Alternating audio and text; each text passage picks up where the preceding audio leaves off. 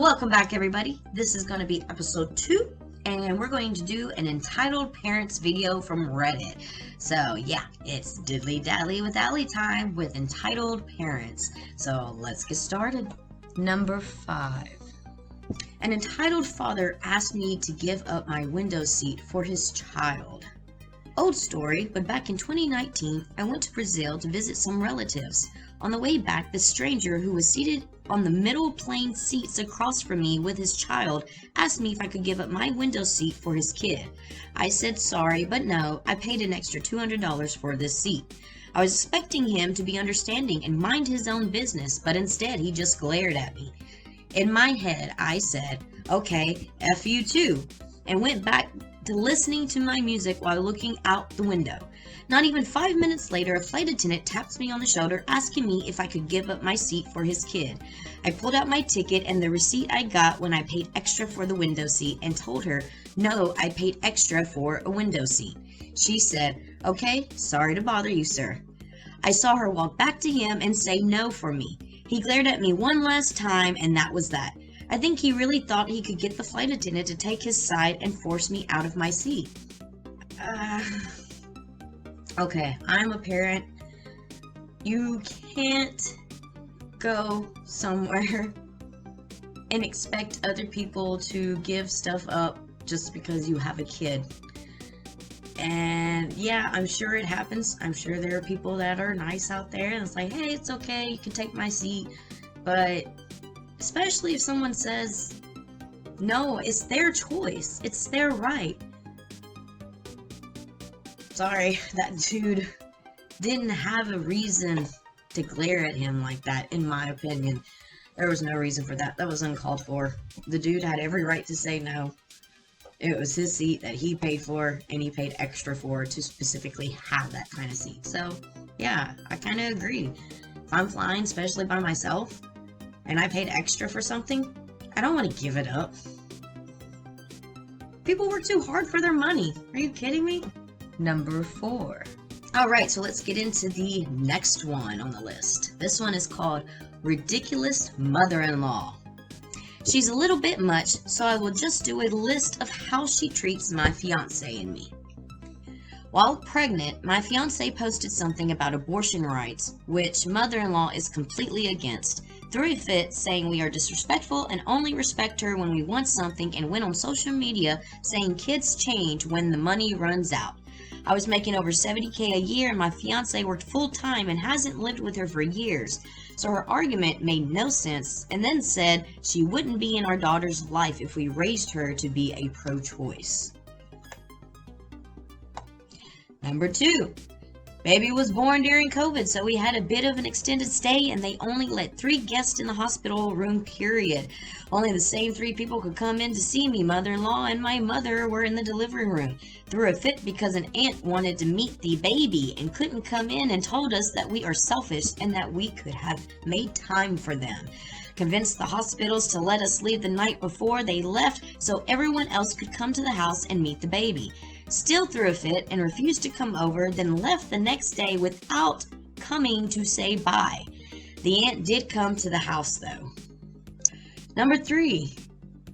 When we were naming the baby, she got PO'd that the baby's name had no sentimental value. She expected us to name her after her late mother. Number 4. My Facebook got hacked and disabled. Note, she also deleted me on Facebook because of the pro-choice argument with my fiance I had nothing to do with. But threw another fit and said I was once again selfish that I blocked her on Facebook even though she'd been deleted. 5. Had to make sure she didn't have the same grandma nickname as my mother. 6. And my favorite, literally life 3 minutes after the baby popped out to go back to the hotel.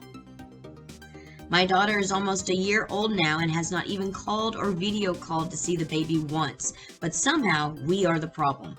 Honestly, don't know how many more times I can bite my tongue with her. Bad thing, this is only the stuff from during and after the pregnancy.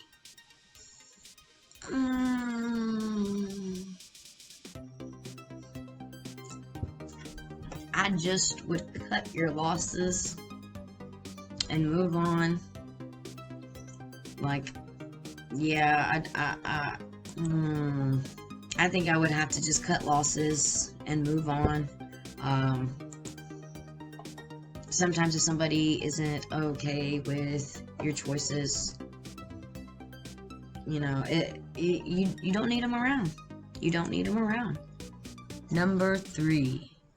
Let's go on to the next one, shall we? 2 parents left their infant toddler to go on an amusement ride.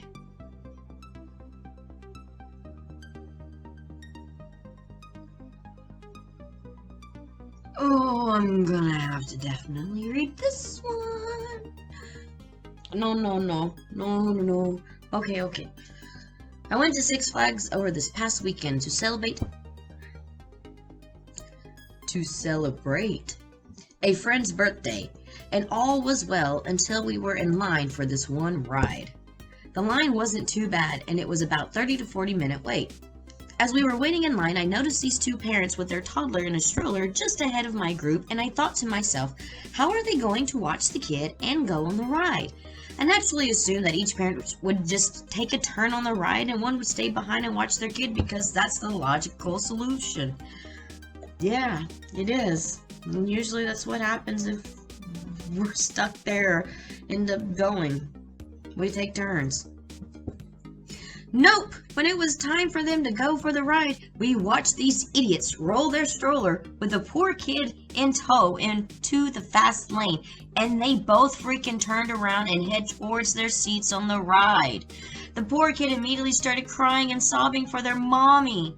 Even the poor worker in the fast lane, who was definitely not getting paid enough to handle this bullcrap, just froze in shock. I hope he added, quote, babysitter to his resume, because that's what the idiots clearly thought that was on his name tag. Well, when I tell you everybody in line was just in shock, like jaws were dropped and main glares were thrown. To the woman who was working the microphone and managing the ride, you are everybody's hero. She immediately grabbed the mic and said, absolutely not. Your child needs a supervisor at all times. Finally, the parents read the room and shamefully got out of their seats and mended their child and conversed on their way over. It was clear that they agreed the mother should go first, and off she went. Camaraderie I felt in that line that day was top tier because everyone was glaring at the father as he was waiting for his partner to finish the ride. By the time it was the father's turn, it was clear that he got secondhand embarrassment from the public, shaming, because by the time he took his seat, his head was lowered. This was when my group's turn to take the ride as well, and it was awesome. The parents could not have gotten out of that ride any faster by the time we finished. May this be a PSA? If you're a parent and your child is too young to go on any of the rides, please, for the love of God, just hire a nanny for the day, or even better, leave your kids at home with a trusted babysitter. The workers at theme parks are not your freaking babysitters, and that is not within their job description. It's embarrassing that even has to be explained. And I agree. Okay, sometimes I do question and wonder, are some of these Reddit stories just completely made up? Somebody making up that somebody actually did that? But at the same time, I've seen some pretty stupid people. So, yeah, I guess I can... Man, how could you think that that's okay? Seriously, how could you think that is okay? Alright, so here is another one that we've got called An Entitled Mother Insists That I Share My Nintendo Switch with Her Child on My Flight. This just happened the other day, and after sharing this story with friends and family... Oh, that's my cats. Number 2. Take 2. An entitled mother insists that I share my Nintendo Switch with her child on my flight.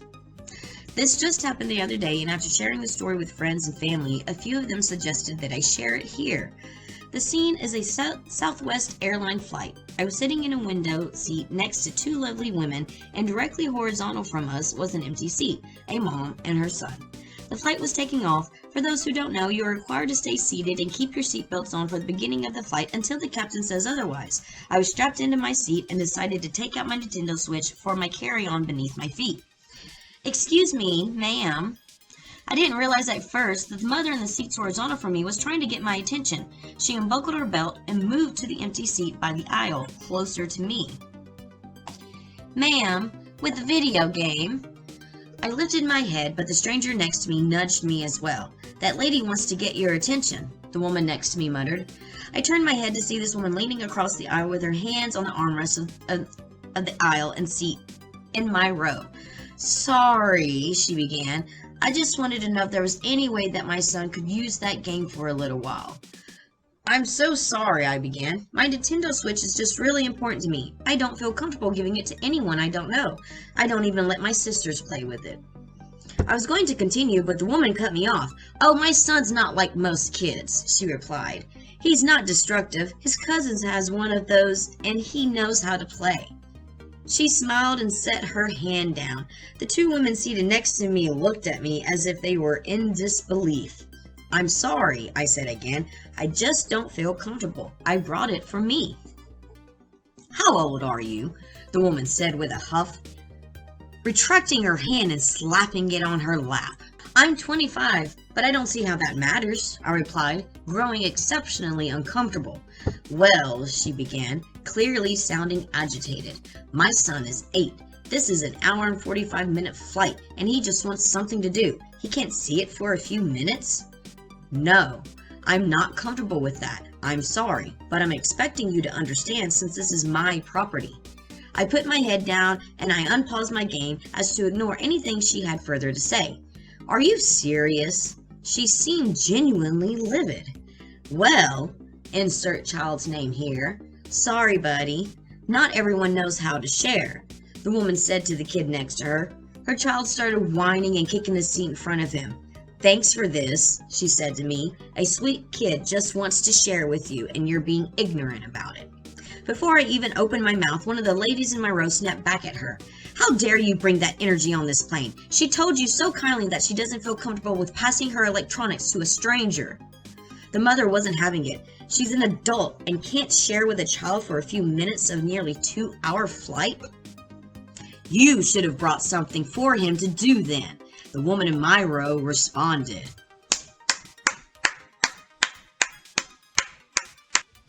At the end of the flight, the woman collected her luggage from the overhead bins and said, "I hope you're happy going against God's word and not sharing with a child."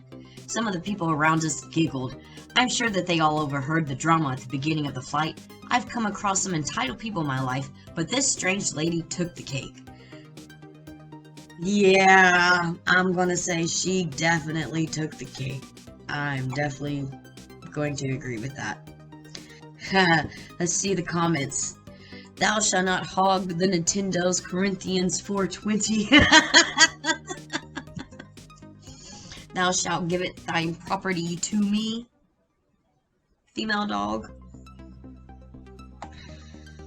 Isn't it amazing how somebody gets onto something like a flight or anywhere, a movie theater, or grocery store, and they think that you should be giving your property to them or to their children?